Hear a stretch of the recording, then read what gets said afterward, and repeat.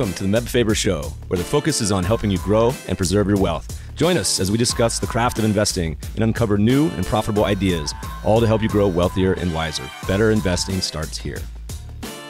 Meb Faber is the co-founder and chief investment officer at Cambria Investment Management. Due to industry regulations, he will not discuss any of Cambria's funds on this podcast. All opinions expressed by podcast participants are solely their own opinions and do not reflect the opinion of Cambria Investment Management or its affiliates. For more information, visit CambriaInvestments.com. Today's episode is brought to you by Cambria. Is inflation hitting your wallet at the same time your investment portfolio is performing poorly this year? Ouch. With one of the worst starts ever for traditional U.S. stocks and bonds, is there a better way? Cambria thinks so. With strategies like global deep value, trend following, and tail risk, Cambria thinks different. Explore why over 100,000 investors have chosen to invest with Cambria. To learn more, email us at the following address, info@cambriafunds.com, or if you're a financial professional, check out the Contact Us page on our website and reach out to your local representative today. Investing involves risk, including possible loss of capital. Past performance is not indicative of future results. What is up, my friends? We got an awesome show for you today. Our guest is one of my favorite financial commentators, Dr. David Kelly, Chief Global Strategist and head of the Global Market Insight Strategy Team for JP Morgan Asset Management. Today's episode, Dr. Kelly shares his view of the investment world today. He shares what he expects inflation to do this year, subside, why he loves the setup for international stocks, and why he doesn't expect much fiscal help in the next 2 years. He also talks about some changes he'd like to see to improve the U.S., like immigration and education reform, and why he thinks the debt bubble is a doomsday machine. Please enjoy this episode with JP Morgan Asset Management's Dr. David Kelly. Dr. Kelly, welcome to the show. Glad to be here. For the listeners, where's here? Where do we find you? I live in Acton, Massachusetts, which is about 20 miles northwest of Boston. We are recording this in the second week of the new year. Happy New Year. Do you have any resolutions? Is there one kicking around? Do you do resolutions? I do resolutions, yeah. I sort of do them continually during the year. So at this stage, I don't have a new set. I'm going to be running the Boston Marathon again in April. I run it every year for Dana-Farber. So that's sort of my big thing right now, is just trying to get this creaky old body fit enough to tackle the Boston Marathon again. If you do it every year, is it sort of a continual training, or do you say 2 months ahead of time, I got to put in the work? How's it work for you? Well, you need to put in the work about 5 months ahead of the time, but the other 7 months of the year, you can do what you like. But the less fit you get, the more you have to train up again to get going. So I try not to get too far out of shape during the year. I've only got one under my belt, and that was enough. You're one of my favorite commentators on the markets to listen to. I heard you years ago in LA in person. So we're remote. So this is the second best we can do. But you definitely have a passion for markets. What does the world look like to you today? We're going to hand you the mic. We've had a pretty weird last couple of years. Pretty weird decade, really. But let's start. What's your view of the world today? It's kind of the opposite of the start of A Tale of Two Cities, because it's not the worst of times and it's not the best of times. And I think people take a very extreme view of where we are right now. But what I see is we've been through this huge roller coaster of political roller coaster, but then the pandemic, the policy response, Ukraine, food prices, oil prices, inflation, Federal Reserve raising rates, the market having a terrible 2022. With all of that, I think people are pretty bewildered. But as we go into this year, looks to me like inflation's coming down. The economy is soft. It might be on the edge of a recession, but that's close. We may not have a recession, but we are going to see slow growth. But meanwhile, the valuations are a lot better than they were a year ago. As an investor, do I see things out there that I'd want to buy right now? Absolutely. Buying at this point for the long run makes all the sense, given valuations, as I say, not the best of times, not the worst of times kind of outlook.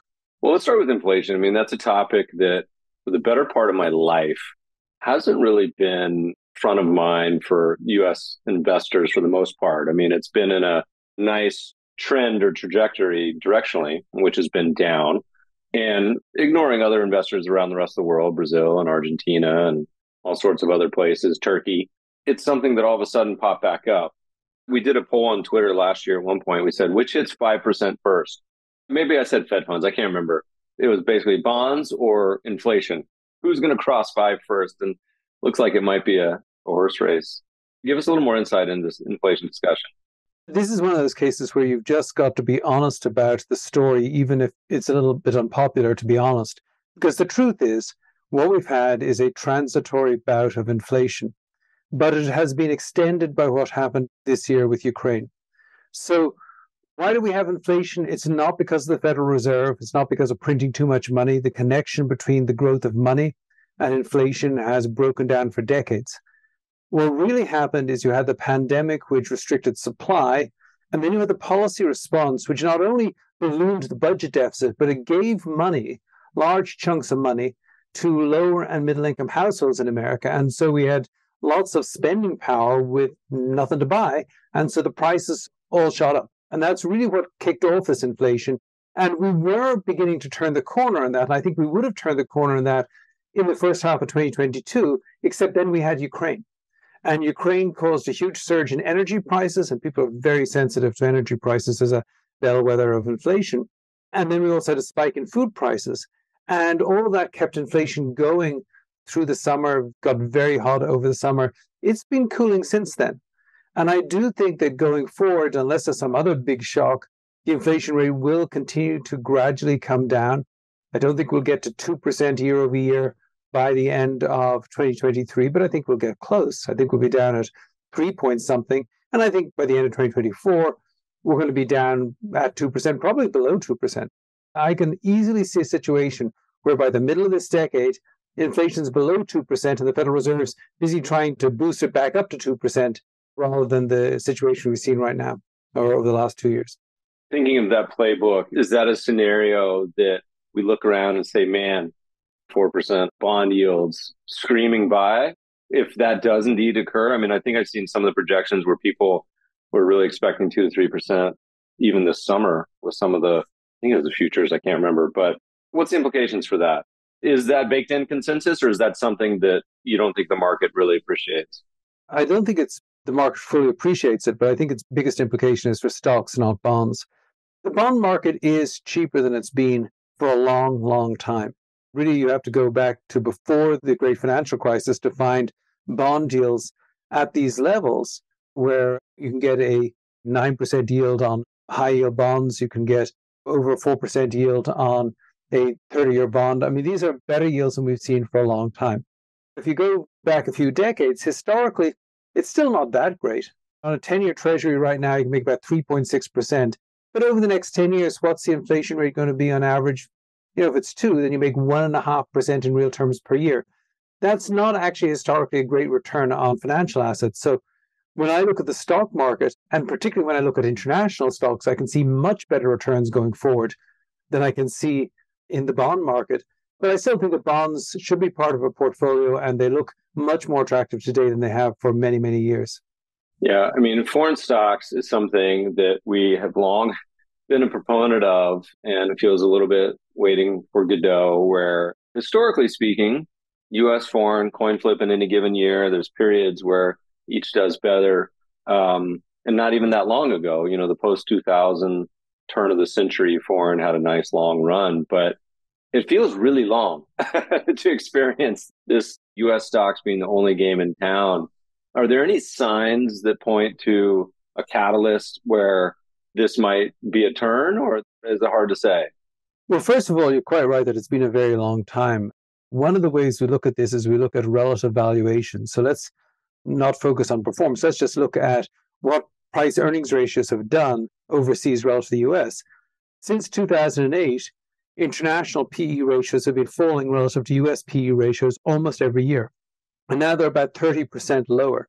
Now, if you think about it, there's no particular reason why $1 of foreign earnings should have a lower PE ratio than $1 of US earnings, but they're 30% cheaper. They've also got almost twice the dividend yield. What's been going on is I do think the US has had a somewhat smoother path of it since the great financial crisis. We didn't have the European debt crisis. We did have the Trump tax cuts, which made US corporate profits, after tax profits, look better.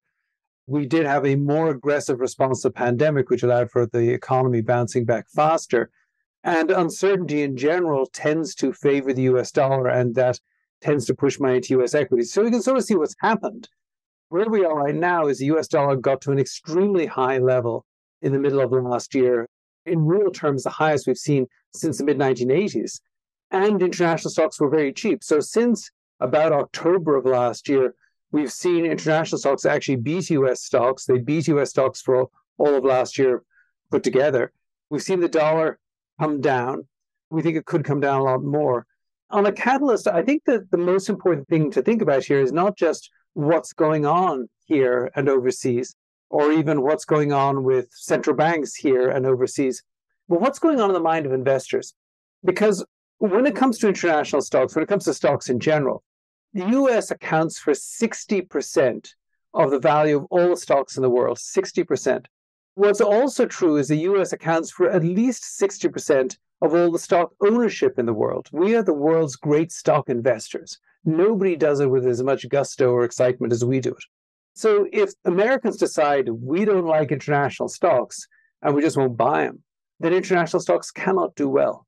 So the real question to my mind is what makes the average American investor say, I want to be overweight international?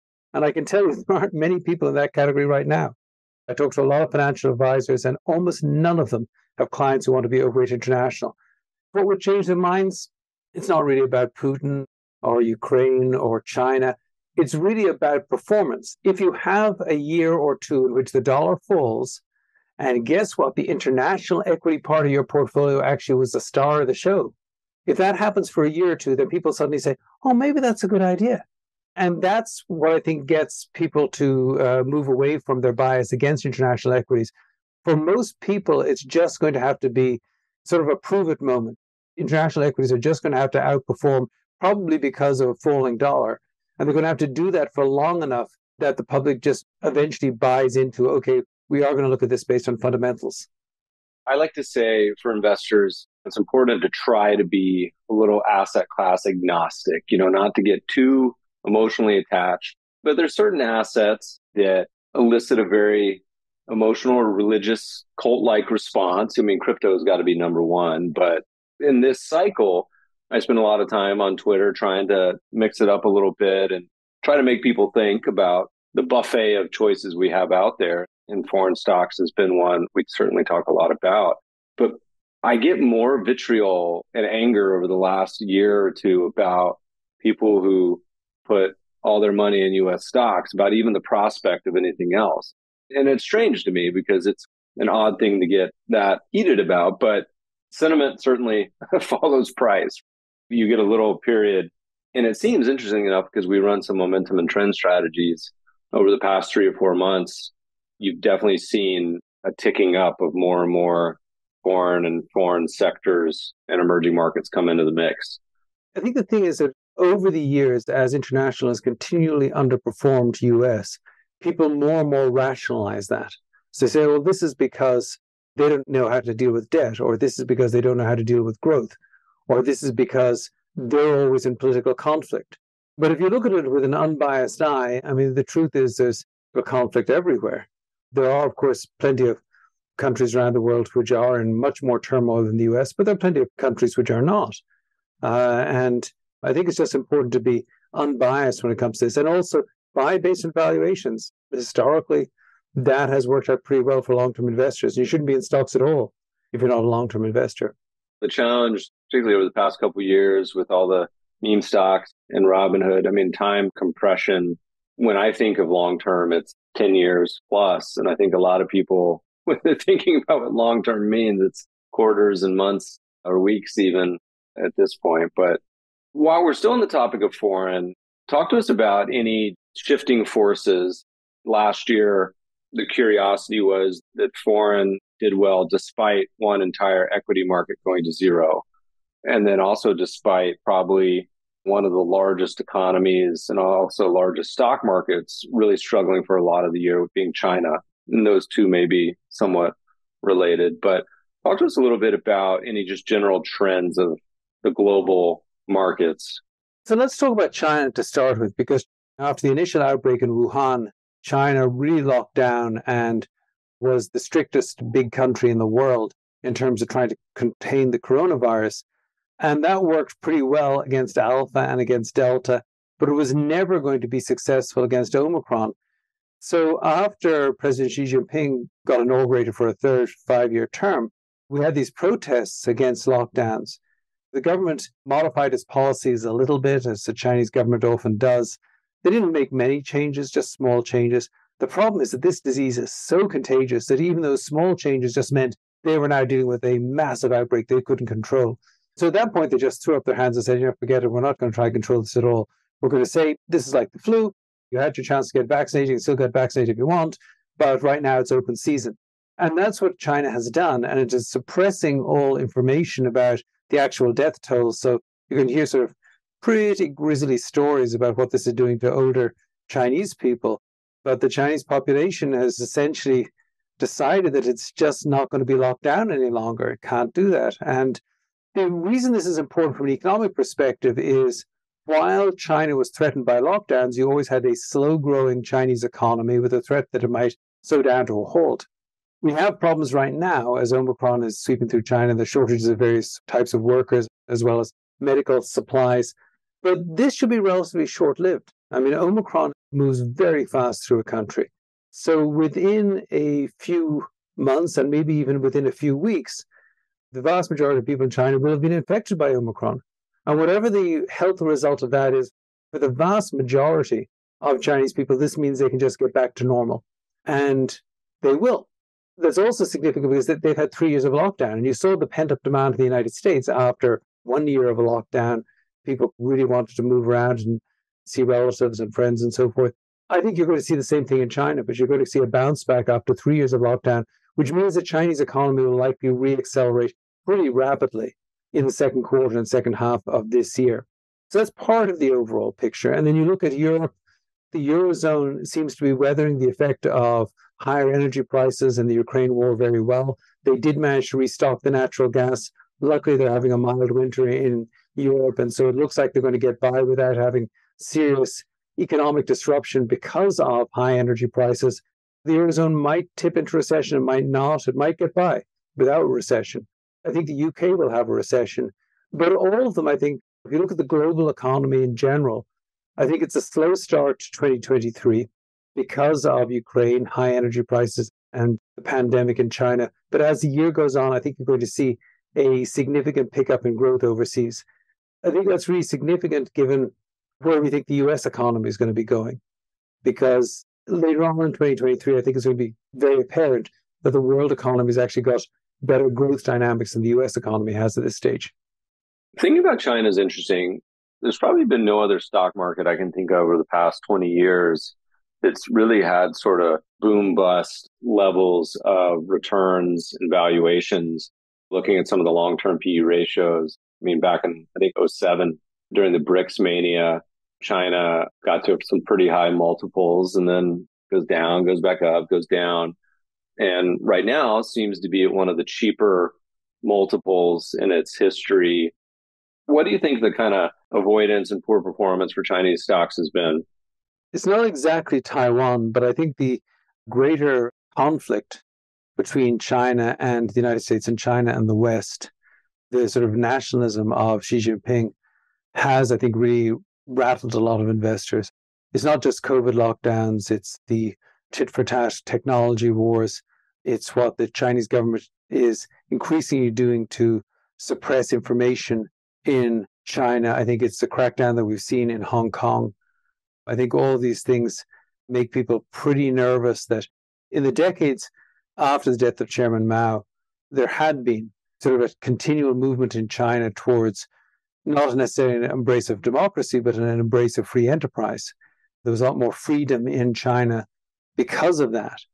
That has really been called into question in the last few years. And I think that's really at the heart of the concerns about China. I think apart from that, there's obviously a very big real estate issue in China. You can see some problems for their economy. That may be part of the story too. I think the biggest thing is just, is China going to have collective government, even if it's not democratic government, it's at least plenty of rational minds in the room, or is it going to be an authoritarian government? And I think there are fears about an authoritarian government, particularly if people believe that the ruler is likely to be more nationalistic. And yes, I think Putin's bizarre behavior, apart from very evil behavior with regard to Ukraine, has further worried people of maybe Xi Jinping, if his back was to the wall, would attack Taiwan. I hope and pray that would not happen. That would not be just an issue for Chinese stocks. That would be a huge global issue. But I think that is part of the worries. It's really about the system of government and what the Chinese government will allow.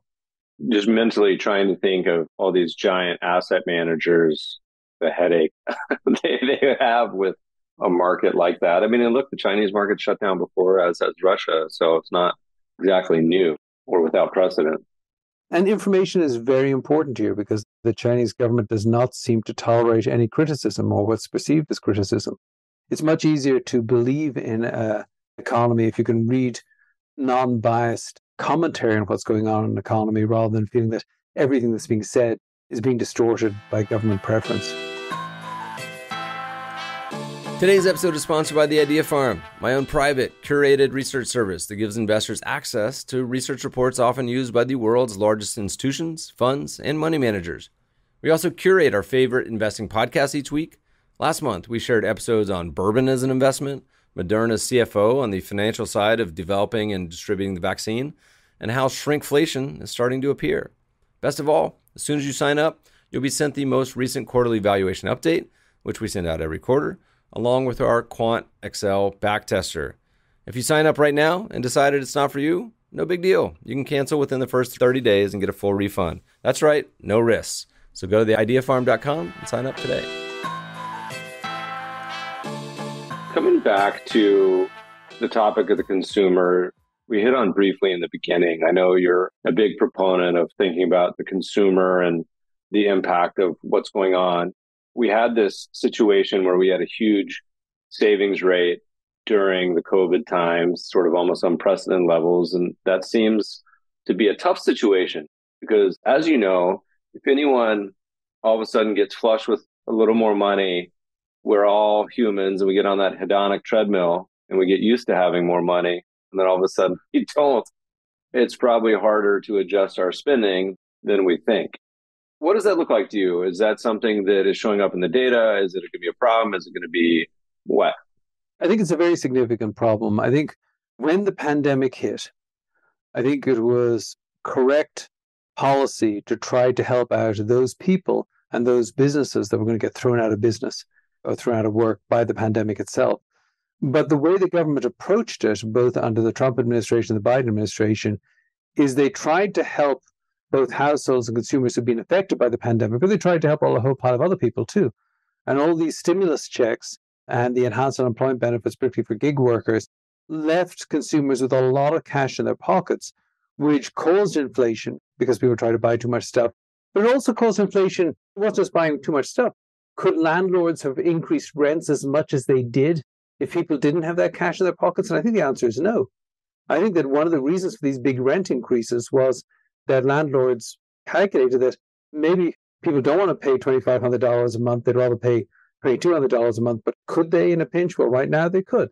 And that, I think, pushed rents up. And of course, it's very hard to get the rents to come back down again. The point that you made about savings rates is very important.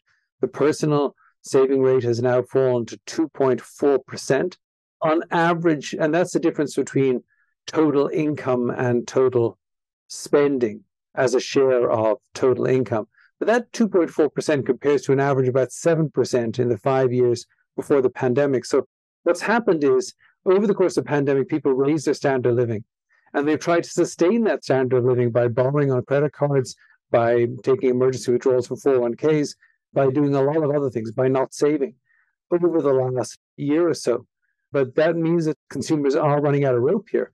So I think that starting from here, real consumer spending will grow. So it's almost guaranteed to grow very slowly over the next year or two. We kind of bounced around a little bit, but Dr. Kelly's thinking about the economy and what's going on in the world. What have we not talked about that's particularly front of mind for you? There are a few things. I mean, one of them is what's going on with the federal government. We had midterm elections, and although the Republicans didn't do as well as some people had expected in the midterm elections, they did gain control of the House of Representatives. And so now you have divided government. And I think this is significant for a few reasons. First of all, in terms of fiscal stimulus, I think fiscal stimulus is dead. There was stimulus, a lot of stimulus during the pandemic, and I personally think that both the Trump administration and the Biden administration overdid it. But now all that stimulus has basically worked through the system. It's gone. Even if the economy were to fall into recession, I do not believe a stimulus bill would pass the House of Representatives. People would say, well, we're not going to do this because this would stoke inflation. So that means that this arm of government is essentially sidelined. So if the economy softens down a lot, or if we have a recession, the only people that can react to it in Washington are the Federal Reserve. So I would say that the lack of any potential fiscal stimulus before 2025 at the earliest means that the Federal Reserve, if the economy slows down, they may have to change their tack. And while we expect them to continue to raise rates a little bit more in the first quarter of this year and maybe into May of this year, by the end of this year, they may well be cutting rates. So I think that's one part of the story. Another part of the story is debt and the debt ceiling. I mean, the deficit's still too high. I get it why the deficit was very high during the pandemic, and I think we ought to bring it down at a moderate pace. But the truth is we're in a full employment economy. We should not be running a deficit equal to 5% of GDP when the unemployment rate is at its lowest level in over 50 years. The deficit also is running at about $1 trillion a year. It's adding to the debt. And that brings up this whole issue of the debt ceiling. If you look at the amount of money that the Treasury Department has sitting in its checking account at the Federal Reserve, and then you add in the gap between total debt outstanding and the debt ceiling, you've got over $500 billion still to play with. So that's good. But it has come down a lot. And I think we're okay through the spring. But by about July or August of this year, we're going to be bumping up against that debt ceiling. Now, as I said, I think we should be bringing down the deficit gradually. But if we bring down the deficit in one fell swoop by $1 trillion immediately, by essentially enforcing the debt ceiling and not raising the debt ceiling, we will cause a recession, and we could well cause a second global financial crisis. It is highly irresponsible of both parties to maintain a debt ceiling. I wish everybody would understand that the debt ceiling does nothing to slow the growth of government debt. It's a doomsday machine, and we need to get rid of it. Both parties are at fault here because either party, when they controlled the White House and Congress, they had a responsibility and opportunity to simply eliminate the debt ceiling, but they haven't done it. And so that, unfortunately, is a big worry for me later on this year. We could get into a partisan fight in which somebody tries to use the debt ceiling to try to win some political concessions, and markets get very nervous indeed. Politicians are going to be politicians. Only guarantee we have. You mentioned two phrases there. One, I feel like is not that scary. The other is a lot more scary. One being prospects of recession, which is normal and happens from time to time. The other being a second global financial crisis. You snuck that in. And that would be obviously a lot more dramatic. I imagine most of the conversations you're having with institutions on a daily basis, does recession come up in everyone? Is that like their favorite question? They're like, all right, Dr. Kelly, when is the recession going to happen? It's a more complicated question than it sounds. If I tell you we've got inflation, we can argue that back and forth, but it's very easy. Just look at the rate of growth of CPI. So if inflation got up to 9% year over year in June, you could certainly say we've got higher than normal inflation. But what is a recession? The actual definition of recession is not 2 consecutive negative quarters of GDP. This is simply a back-of-the-envelope definition, which is not particularly accurate. There's a group called the National Bureau of Economic Research, which has been around since 1920, and they define a recession as a broad decline in output that lasts for more than a few months across the whole country, which involves a decline in real consumer spending, real retail and wholesale sales, industrial production, household employment, payroll employment, and personal income outside of transfers. And they look at these 6 series. They're not all flashing red. There's a bit of orange. You can see some problems in the consumption side. You can see some problems in industrial production, but you're not seeing some problems in job growth yet. So I'd say we're not in a recession right now. We might avoid one altogether. But if we avoid one, I think it's important to see why. One of the reasons we could avoid recession is because we're still generating jobs. And the reason we're generating jobs is because we came into this year with a massive pent-up demand for labor. There's still more than 10 million job openings. And not all of those are real jobs. I think over the next few months, you're going to see job openings come down. But while that exists, people are still being hired in significant numbers. And that, I think, is keeping job growth going and keeping wage growth going at a time where if you'd had as much of a slump of demand as we've seen on the demand side of the economy, you might be seeing negative job growth, and then you really would be in recession. We're not there right now. And then the other thing is, there isn't a huge amount of overbuilding the economy. We didn't actually build too many houses or too many cars. We didn't build too much inventory. We haven't done too much capital spending. So the most cyclical sectors of the economy aren't really overbuilt, and that means it's very hard for them to collapse. So for many, many years, I've run a macroeconomic model of the US economy, and I'm trying to see, can I get GDP to turn negative in a consistent way? And I can't right now because I just can't find enough gravitational forces out of something that's going really wrong in the economy to put us in recession. What I will say is we're going to have slow growth. One of the things people don't talk about a lot, but they should, is just how much our demographics have really collapsed. It's a sad thing to say, but the truth is that if you look not just at people dying from COVID, but also just a growth in the death rate in the last few years, and maybe some of this is long COVID, maybe it's just the age of the population, but the number of people dying in America, unfortunately, is rising. It's significantly higher than it was last decade. And then the number of babies being born, we had a brief baby bust and then a brief baby boom in the pandemic. And again, the Census Bureau doesn't really do a very good job in describing that. You think that would be kind of their job, but they don't. But that's what we had. We had a baby bust and then a baby boom, but now we're back to the same downward trend. It's very hard for young people to afford to have babies. And so we've got very slow demographic growth, and that feeds into, along with low immigration or low legal immigration, slow economic growth. So, at the start of 2023, we've got an unemployment rate of 3.5%, but I don't see where we're going to get enough workers starting from here to get the economy to grow by more than 2% per year going forward. It might well grow by less than 2% going forward. So it's going to be slow growth, whatever. I know there's a long answer, but you asked, are we on the edge of a recession? We might be, but if we are, we're not standing on the edge of a cliff. We're standing on the edge of a swamp. It's not a big drop. We could sort of slide in. The problem about swampiness is it's pretty hard to get out of. I think that's really what we're looking at here. So if I give you a magic wand and I say, Dr. Kelly, the phone rings behind you, President Biden's on the phone, and he wants some counsel as far as economic policies in general, but you got 5 minutes. He's a busy man. What do you give him? Is there one or two that really stick out as here's something to think about or chew on, but I've been really wanting to chat with you about this. Anything come to mind? Yeah, the most obvious thing is get on television, put everything behind comprehensive bipartisan immigration reform. Because the truth is, Americans are not nearly as divided as CNN and Fox News would tell you about this.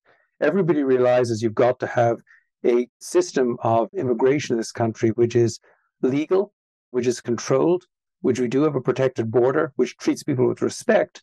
But we also have to deal with the demographic reality that the baby boom is retiring in huge numbers, and we need immigrants right now. And we need legal, educated, qualified, hardworking immigrants. And there are many legal, educated, hardworking immigrants in America. America was built off immigrants. But we need that immigration reform, because if we do that, we can make up for the lack of demographics over the next 5 years as the tail end of the baby boom retires. Then you can get your economic growth rate up to 3% as opposed to 2%. And if you do that, you could do a lot of other things. The compromise is obvious.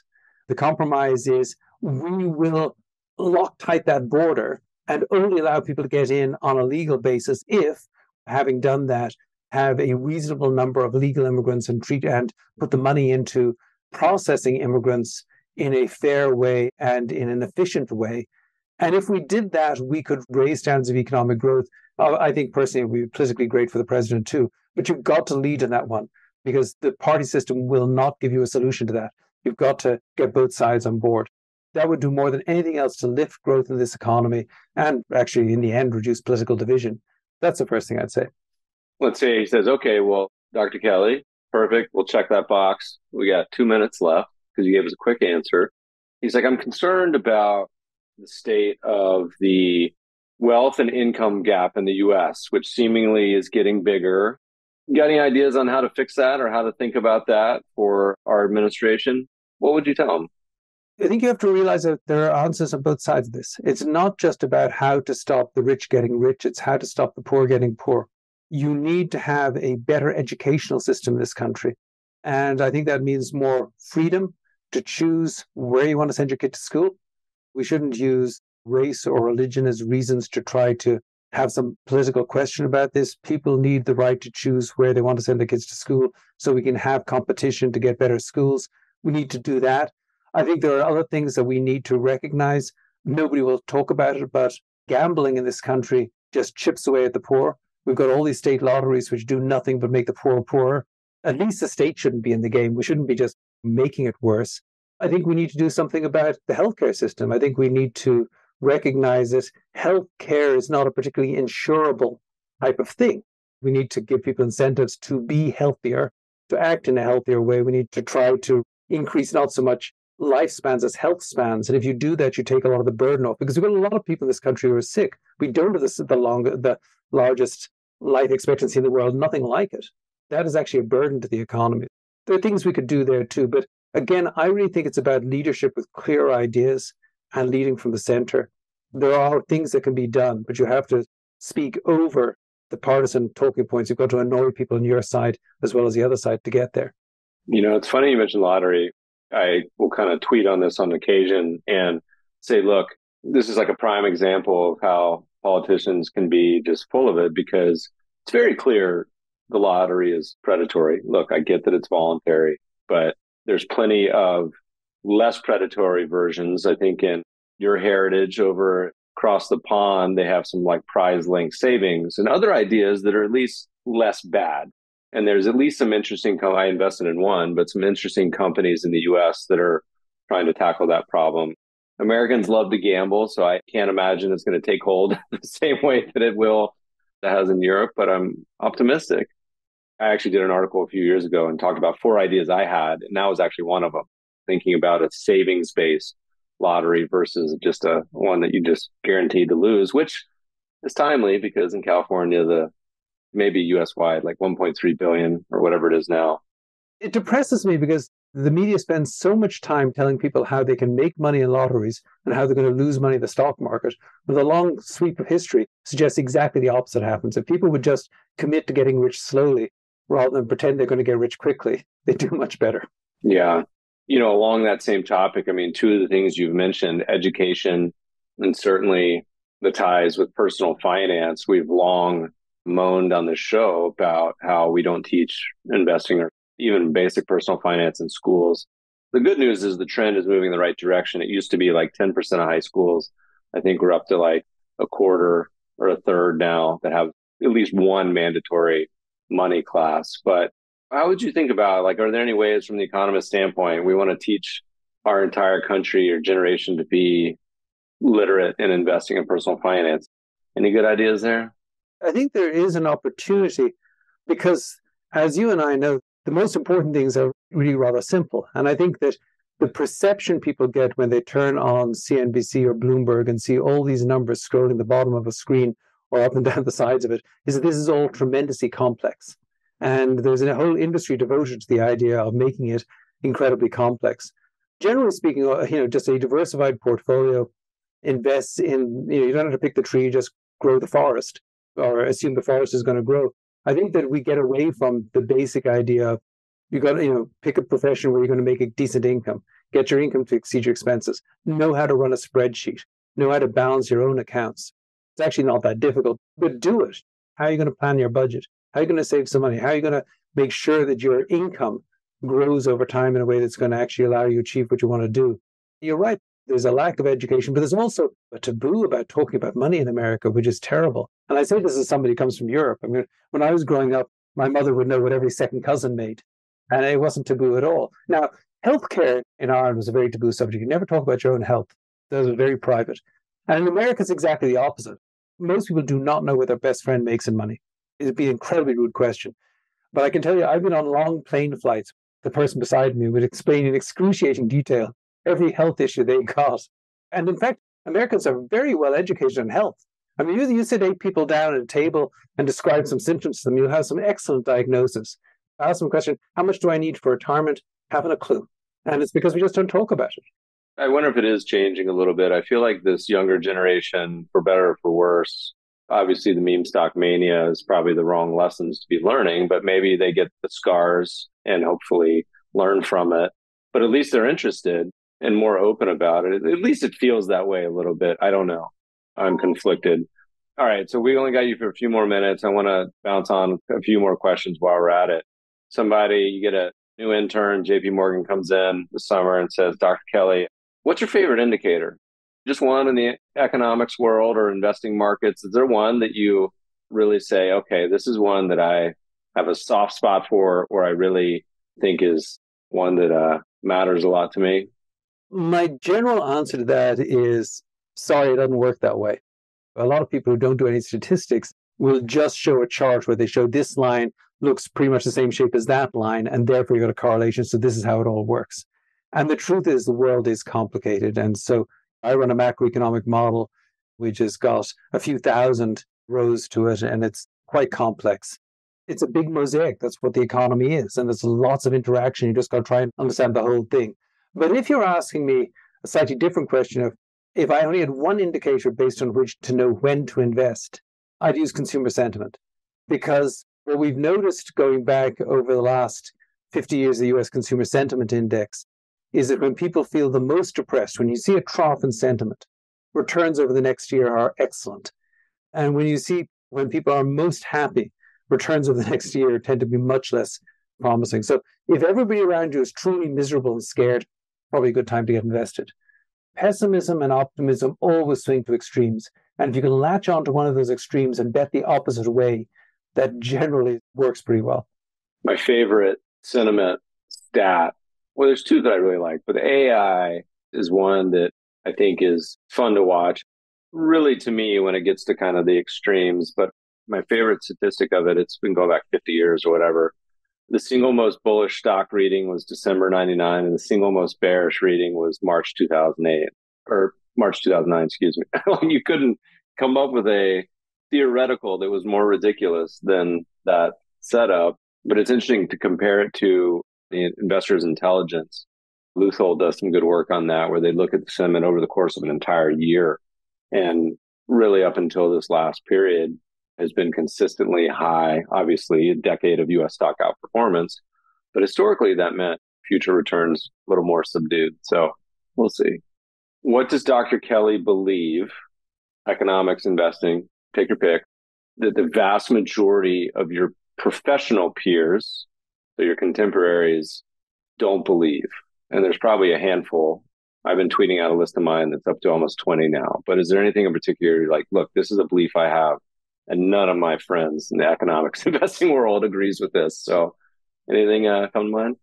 I think we mentioned two of them. In economics, one thing that people somehow have latched onto is the idea that things have permanently changed in terms of inflation, that inflation is back. And when I look at the long-term drivers of inflation, which is greater inequality, greater information technology, demise of trade unions, all that seems to me in place. I think this was a brief cameo from inflation, and it is going to fade again. I think a lot of people don't believe that. And then when it comes to investing, I believe there's a lot of opportunity in international equities, and for very good reason, because of years of underperformance. Nobody wants to recommend international equities with their clients. Well, it's career risk. In my own personal investments, I can do that. Even my wife gives me a hard time about it, but when I look at valuations, both of the dollar and international equities, I'm quite happy to put my chips in that square and let this thing play out. Yeah, we used to have a slide in presentations where it would be global market valuations. And on the left side, it'd be the cheap countries. On the right side, it was the really expensive ones. On the left side, I didn't label cheap. I labeled career risk. I was like, if you go home and you come back a year from now and these countries do really well, great. You may get a pat on the back. Your wife tells you, okay, well done, doctor, it's your job. Your clients say, okay, well, cool. But if they do poorly or poorly for an extended period, your head's on a spike. You're an idiot, Dr. Kelly. Why would you possibly recommend? We know US stocks are a better deal. So that's part of it, maybe. I think it is at this stage. But of course, you don't have to put all your eggs in that basket either. It's just most Americans are very underweight international equities. And I think the first step, at least getting a level weight, might be an idea. What's been your most memorable investment over your lifetime? Good, bad, in between, just anything that sticks out, burned into your memory? The best investment I ever saw was my grandfather bought my father and mother a house back in the 1960s, which my mother then sold at the peak of the Irish real estate bubble in 2006. Was there any magical timing behind that, or was it just time? Or she hung on longer than she should have because she didn't have her act together, but she managed to catch the absolute peak of the market and essentially beat Warren Buffett in terms of returns. Yeah, investing in Irish real estate has been, from trough to peak, was about the biggest boom that I ever saw. I was going to make a comment before I forget, and it's a little disjointed, but as we were thinking about what you believe that others don't on the inflation topic, I was going to comment, I was going to say, I wonder how much of the narrative for a lot of economists, particularly, is some PTSD about the 1970s, where you had this initial inflation, it looked like it was going away, and then bang, like it got way worse in kind of the second run up. I wonder how much, like in the back of the head, if you're the Fed or your economist, like, look, I don't want to be known for doing this again. I'm afraid that is what it is, but remember how different this country is. I mean, back in the 1970s, we had strong trade unions, and when prices went up, workers went on strike until they got wage increases to compensate them. And so you had a price-wage spiral.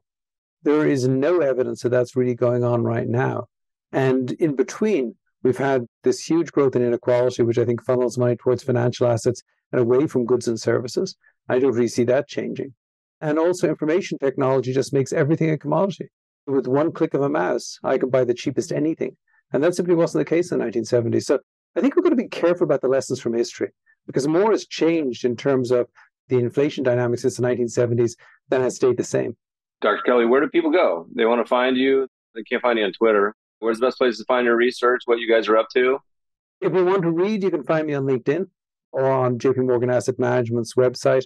But we also put out 2 podcasts, one called Notes in the Week Ahead, another called Insights Now, and you can find them wherever you find podcasts, I suppose Spotify or something like that. But I'm not very good at finding podcasts, but those who like podcasts can find them. So it's Notes in the Week Ahead and Insights Now. Well, you're one of my favorite people to listen to, particularly in person. So thank you so much for joining us today. Anytime, Mitt. Very glad to be able to do this. Podcast listeners will post show notes to today's conversation at mebfaber.com/podcast. If you love the show, if you hate it, shoot us feedback at themebfabershow.com. We love to read the reviews. Please review us on iTunes and subscribe to the show anywhere good podcasts are found. Thanks for listening, friends, and good investing.